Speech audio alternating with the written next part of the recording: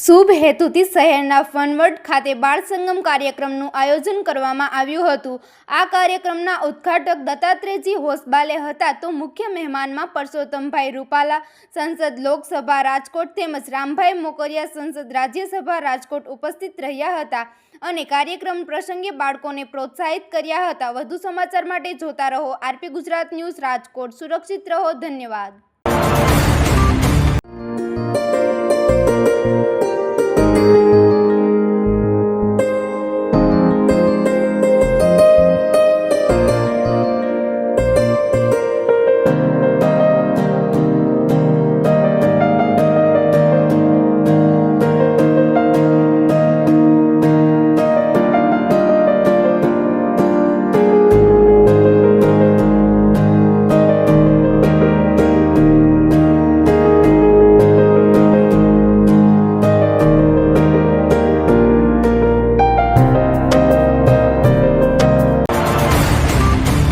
એટલે બેન અંજલિબેન અને એમનો સમગ્ર રૂપાણી પરિવાર, એમના સૌ શુભેચ્છકો, વડીલો, માતાઓ, બહેનો, પ્રિય બાળકો,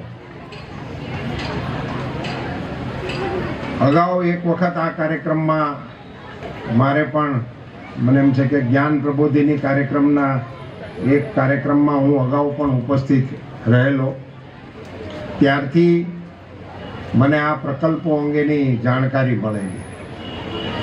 ભાઈ પૂજિતના સ્મરણમાં પોતાની લાગણીઓને જે ઠેસ વાગી, એ ઠેસને સાચ અર્થમાં આપત્તિમાંથી અવસરમાં બદલવા માટેનો પ્રમાણિક પ્રયાસ એ વિજયભાઈએ કર્યો અને આજે આપણી સામે આ ચિત્ર છે।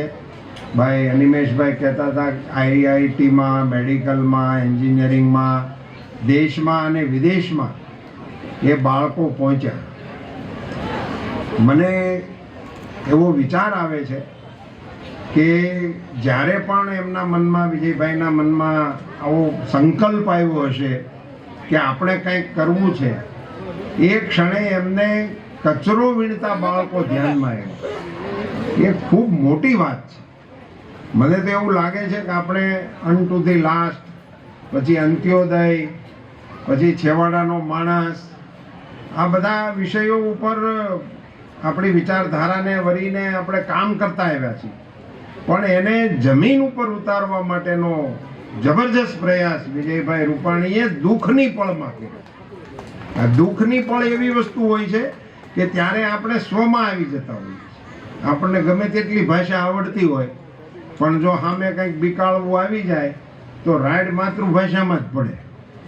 એમાં પછી બીજી આપણી 10 લેંગ્વેજ હોય એ પછી ત્યારે ન યાદ આવે, એ માતૃભાષામાં જ રાઈડ પડી જાય, મૂળ સ્વભાવમાં માણસ આવી જાય। આપણે ખુશીમાં હોઈએ ને ત્યારે આપણી આસપાસ બહુ જાજા વિચારો હોય, બહુ જાજા વિકલ્પો હોય, કઈ કઈ વાતો કરવા માટે આપણને પ્રેરણા આપતા હોય, પણ મુસીબતમાં હોઈએ ત્યારે મૂળ સ્વભાવમાં જ માણસ વર્તતો હોય છે। એટલે મારે કહેવું છે કે મુસીબતની અને પહાડ તૂટી પડ્યો હોય એવા દુઃખના પ્રસંગમાંથી એમને આ વિચાર સૂઝ્યો, એટલે મૂળ સ્વભાવ છેવાડાના માણસની સેવા કરવાનો એ એમના વ્યવહારમાં અને આચરણમાં હતો। એવા પ્રકલ્પો સાથે આ કાર્યક્રમ આગળ વધી રહ્યો છે। મને એવું કહેવાનું મન થાય છે કે જેમ પૂજિત માટે અહીંયાથી ઉદ્ઘોષક શ્રી પછી કોઈકે કહ્યું કે અમે એમને માટે સ્વર્ગીય શબ્દ વાપરતા નથી, એમ આ કાર્યક્રમને જેટલો હવે આપણે સૌ વિજયભાઈની ગેરહાજરીમાં પોષણ આપીશું, એને આગળ વધારીશું, એમના મનના ભાવોને સમજીને એમાં સમર્થન કરતા રહીશું, તો વિજયભાઈની આગળ પણ સ્વ લગાડવાનું મન નહીં થાય ને આ વિચાર સદૈવ એમના સ્મરણમાં ચાલુ રહેશે, બલકે એ અન્યને પણ પ્રેરણા આપતો રહે। બીજાને પણ પ્રેરણા લેવા જેવા જે પ્રસંગો કે ઘટનાઓ કે કાર્યક્રમો હોય છે એ પૈકીનો એક આ કાર્યક્રમ છે, જેમાંથી અન્ય સમાજ ઉદાહરણ લઈ શકે, અન્ય સંસ્થાઓ ઉદાહરણ લઈ શકે, અન્ય વ્યક્તિઓ પ્રેરણા લઈ શકે એવો એક ઉમદા કાર્યક્રમ અહીંયાથી ચાલી રહ્યો છે. આ કાર્યક્રમની વિશેષતા તો એ છે કે હમણાં આપણા ધ્યાનમાં આવે છે, કોઈ પ્રોફેશનલ્સ સ્કૂલોની જાહેરાતો વાંચીએ તો એમાં આટલી સુવિધા, એસી હોય છે, ટીવી હોય છે, ઓનલાઈન વગેરે હોય છે, રમતગમતનું મેદાન આવું છે, અમે આવી એટલે એની ભરમાર આમ બાળકો માટેની આકર્ષણ કરવા માટેની વિગતો લખેલી હોય છે. મને એમ લાગે છે કે એમાં પણ ન હોય એટલી ઝીણી રીતે માઇક્રો મેનેજમેન્ટ કરીને બાળકોની કાળજી લેવાની વ્યવસ્થા આ પૂજિત ટ્રસ્ટના માધ્યમથી થઈ રહી છે. એ આપણા માટે આનંદ અને ગૌરવ છે. બાળકોને અક્ષર જ્ઞાન આપી દીધું એવું નહીં, અક્ષર જ્ઞાન આપવામાં પણ જબરજસ્તી નહીં, એમની અનુકૂળતા એને અક્ષર જ્ઞાન મળે એવી વ્યવસ્થાનો વિચાર કરવાનો. અક્ષર જ્ઞાનની સાથે સાથે એને પોષણ મળે એવો ખોરાક આપવા માટેની વ્યવસ્થા કરવા માટેનો વિચાર, એને એજ્યુકેશન, એમાં એને પ્રમોશન, એને એમાં સારી શાળાઓમાં એડમિશન. આ દીકરાઓને એના વાલીઓએ તો નહીં કોઈ વિચાર્યું ના હોય કે એમને આ સ્કૂલની અંદર એડમિશન મળશે. એ વિચારતા ને સારા પરિવારના દીકરા દીકરીઓનું લક્ષ્ય હોય છે કે અમારે આ મોદી સ્કૂલમાં ભણવું છે ને પાઠક સ્કૂલમાં ભણવું છે, પણ એમની પાસે કાં તો ફી ના હોય અને કાં તો એડમિશનનો નોર્મ્સ એનો મીટવીત કરી શકતા હોય.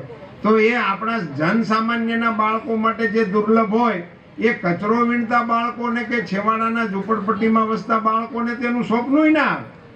એને એવી સ્કૂલોમાં એડમિશન અપાવી અને એમની કારકિર્દીમાં એ પૂર્ણ સફળ થાય ત્યાં સુધીની કાળજી. LICનું સૂત્ર મને યાદ આવે, જિંદગી કે બાદ ભી ઓર જિંદગી કે સાથ ભી. એવું કવચ આપવા માટેનું કામ આ ટ્રસ્ટના માધ્યમથી જે થઈ રહ્યું છે એની જેટલી પ્રશંસા કરીએ તેટલી ઓછી છે. પણ મને એવું લાગે છે કે આપણે આ વિચારને રૂપાણી પરિવારની સાથે કદમથી કદમ મિલાવીને આ પ્રવૃત્તિ વધારે સઘનતાથી, વધારે સારી રીતે આગળ વધે એ દિશામાં સૌ કામ કરીશું તો મને એમ લાગે છે કે પૂજિતને અને વિજયભાઈને બંનેને સાચી શ્રદ્ધાંજલિ આપવાનો આપણને સંતોષ થશે. આપ સૌનો ખૂબ ખૂબ આભાર, ધન્યવાદ. ભારત માતા કી જય.